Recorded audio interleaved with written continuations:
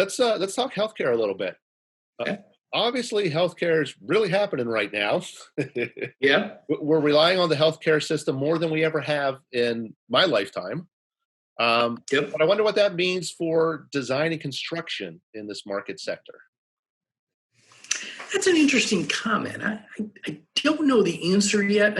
Obviously, as you mentioned, short term, there's definitely some opportunities, if you will. But in the facilities you're looking at now, they're perhaps having a large percentage of patients with the coronavirus.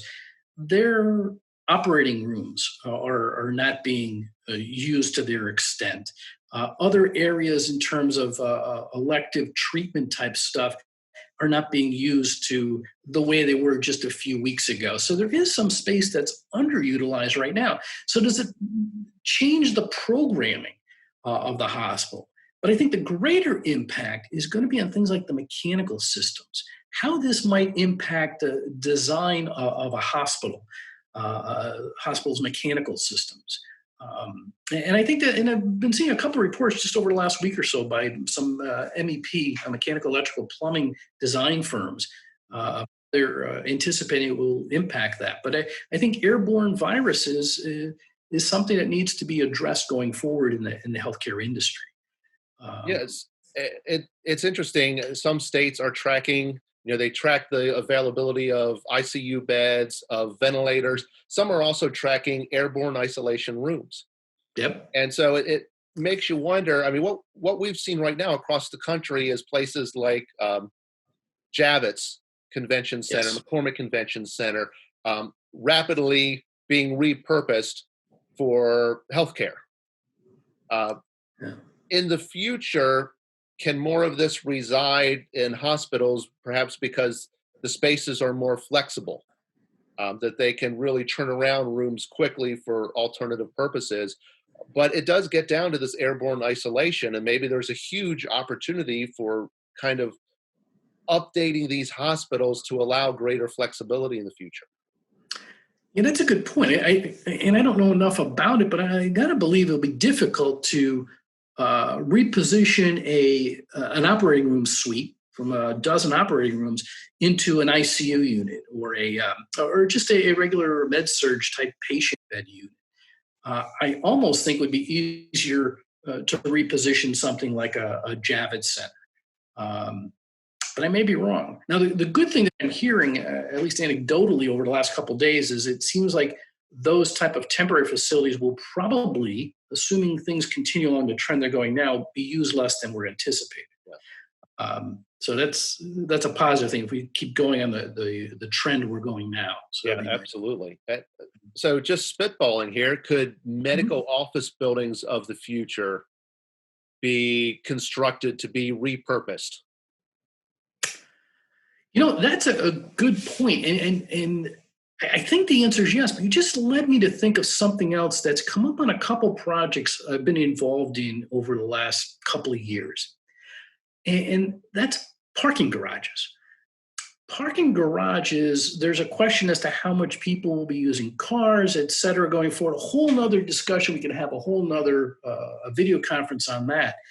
But because of that, some entities, not necessarily hospitals, but are looking at potential repositioning of what are currently parking garages. So therefore, they're looking at the ramping system you don't want to have within the footprint of the main building, the main parking garage, so that it could easily be converted into other uses.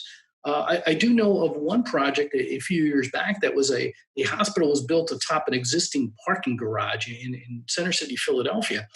And over the years, they have gradually taken over the top couple of floors of the parking garage into healthcare spaces. So, just off the top of my head, that might be an easier transition Yeah. going forward. So maybe that's something as people are building new hospitals or putting additions on, and a component of that is parking garages. Maybe you start looking at the column space, and you look at the floor to floor heights. You look at the layout of it so that it could accommodate some other future use 5 years, 10 years from now. And I think this is really where the AEC industry has a chance to shine, because I think Yes. for all different building types, we need to be thinking flexibility. adaptability. Yeah, Like you mentioned earlier, with if student housing becomes market rate housing, uh, you would design them differently. that's right. Most of So how do you be more flexible for allowing the repositioning and office buildings? And we're going to talk in a little bit about retail. Um, Retail spaces are sitting empty around the country. How can they be repositioned? But how can, on the front end of things, future designs and construction techniques take into account how to reposition these spaces? Yep. Yeah. Yeah, that's going to be an issue. So I'm pretty bullish on healthcare design and construction. I think we've proven through this pandemic the need is great. I think more construction will keep moving forward the next couple of years. If there's any market I don't see a huge decline in, it's probably healthcare. I would agree with that. I think that's the one that is, and I hate this term recession proof, but it's the one that will have less of an impact in recessions in general, but in this particular one, I don't see it as great. Yeah. Now, what's really interesting is if you jump from healthcare into senior care, and you're all different levels from independent to assisted living. Nursing homes, senior centers across the country are hotspots for the coronavirus outbreak. Clearly, this is an area where the AEC community can respond to prevent this from happening again. Yeah, in terms of programming the space, in terms of the mechanical systems in the buildings, I think that's something that we, as an industry, need to look further in, because yes, there's you look at in a variety of areas now. Originally, it was just out in Washington State, but in other geographies, New York, here in Pennsylvania, a number of nursing home cases have arisen.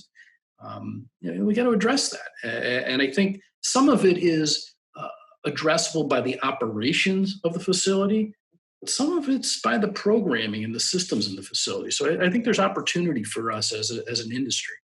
And when we talk about where things are headed, what behaviors are changing, and I'm curious to see if perhaps, say, Generation X looks at what's happened in the nursing homes and wants to make sure, as their parents are aging, that they don't go into nursing homes.